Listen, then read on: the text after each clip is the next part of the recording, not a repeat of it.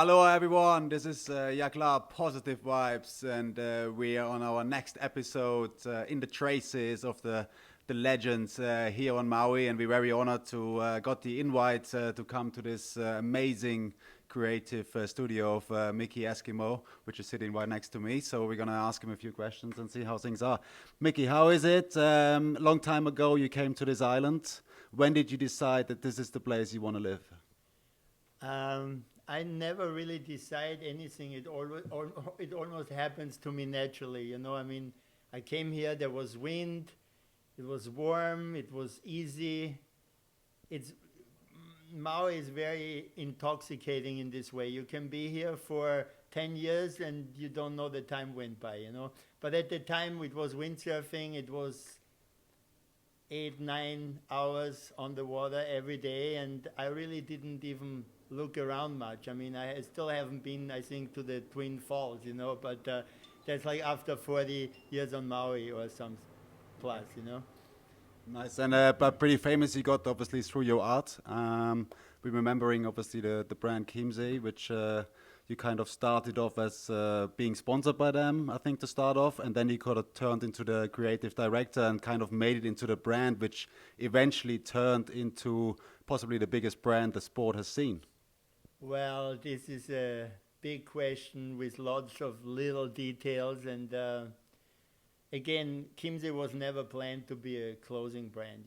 Kimsey was just a reflection of what was going on in Hawaii in the late 90s and early 80s when windsurfing exploded, and it was just you can't repeat the magic.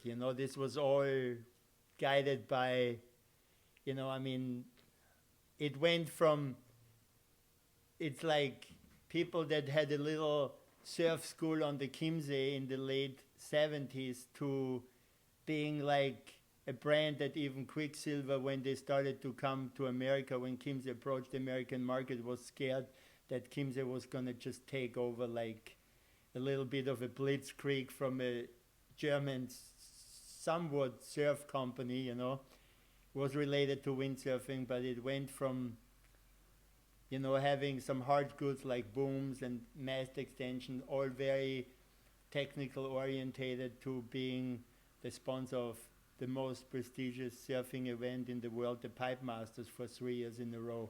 Which you organized, or which you got them to? Well, I was very, very, very involved. Yeah, it's my brainchild.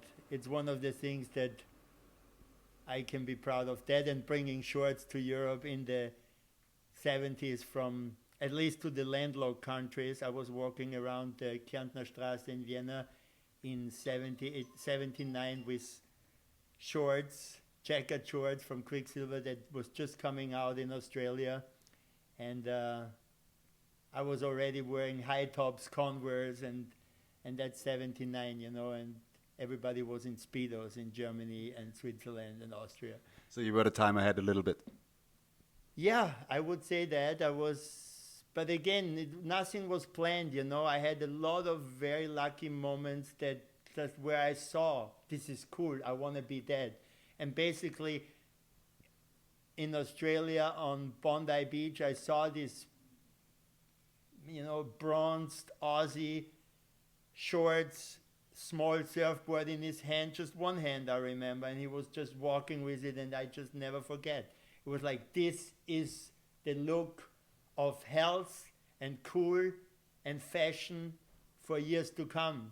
And now Chanel, Louis Vuitton, everybody's on the surf trip, Because we figured out that being healthy is the biggest wealth there is, That's why places like Niivatu on Sumba, Namotu, Tavarua, I mean, it costs like $5,000 a day or something to be there, and it's not it's either you're one of the best surfers in the world or you're one of the richest people in the world. Otherwise, you're not going to be there.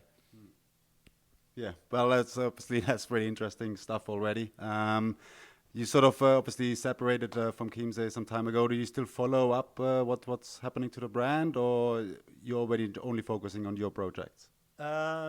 Well, I know it's still around, but it got sold so many times, and it was once Martin and Christoph Imdahl stepped away from it, it just never got to be the same.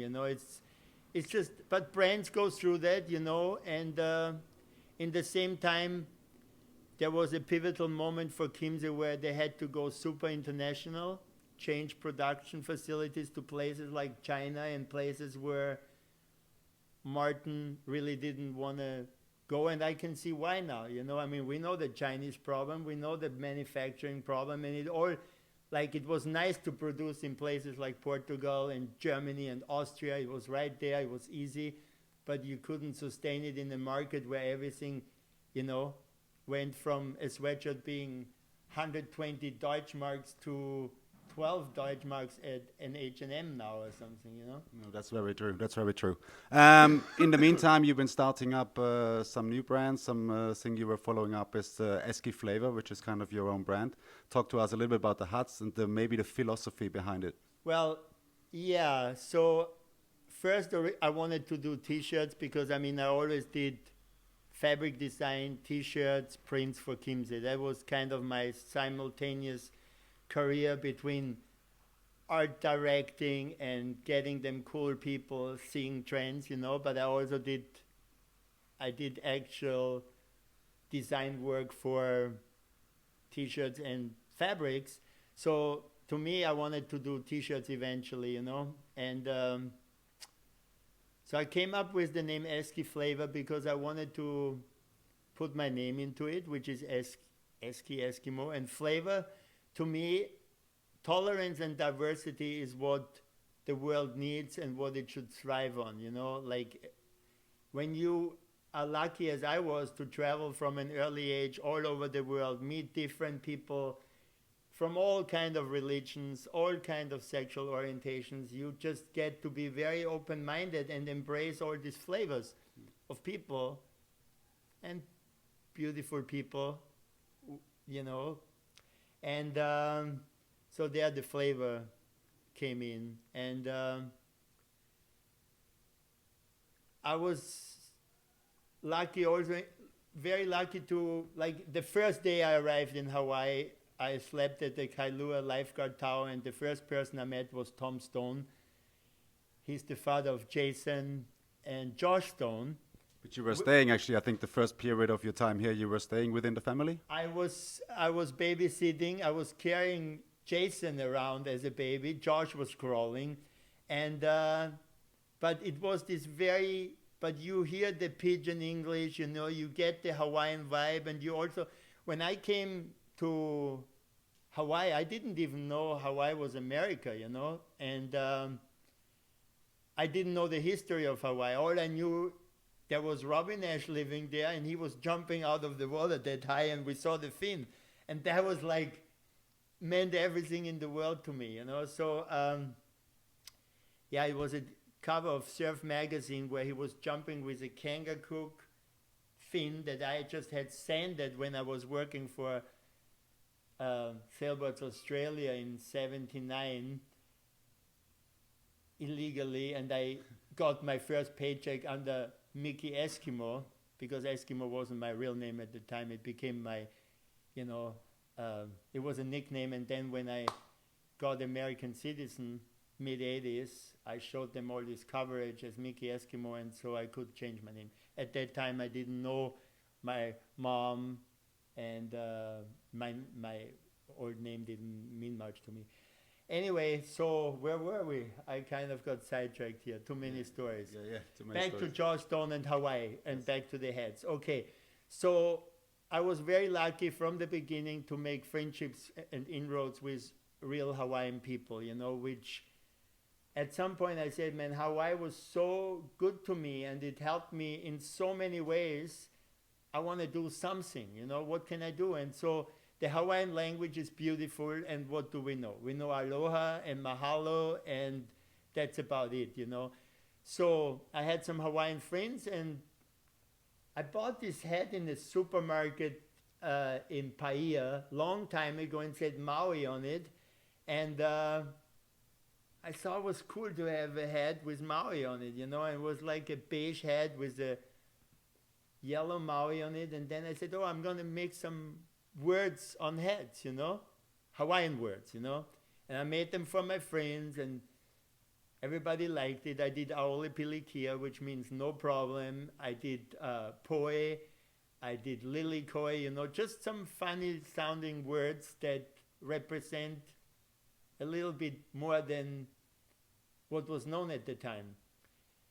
And then you have a conversation, and somebody says, well, you should write this and this yeah, and that, this and that. And then all of a sudden, I mean, now I think it's 6 or 7 years I'm doing it, and I've put over 3,700 something, it's on my computer, words on heads. Well, that's pretty impressive. Not like that I sold just 3,700. I probably sold 300,000 something, you know.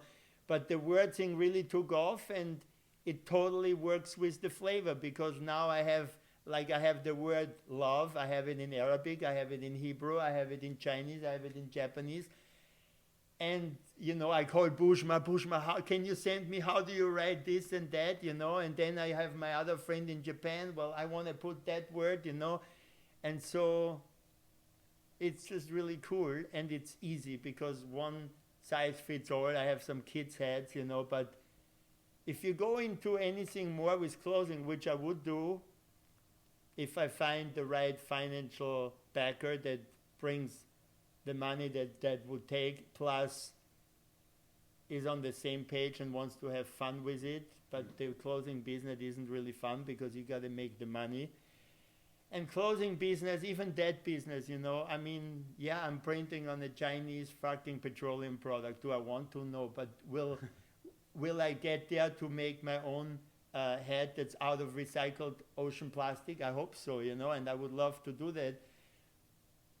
But I'm putting still one foot in front of the other, and basically the hats, it's, what did my friend say? It's not a product, it's a dialogue, you know, because the cool thing too, like if you see somebody with the Eskyflavor hat, and they are pretty much all over the world, right? You feel invited to talk, where did you get your hat? And what, you say this and that, you know, and so I have been able to build little bridges with those hats, which I really love to do. And in the same time, also like, they're like little Warhols, you know, like they were never intended to make money, you know, and luckily they make enough money to pay the bills and work on my bigger picture of art projects and stuff, you know.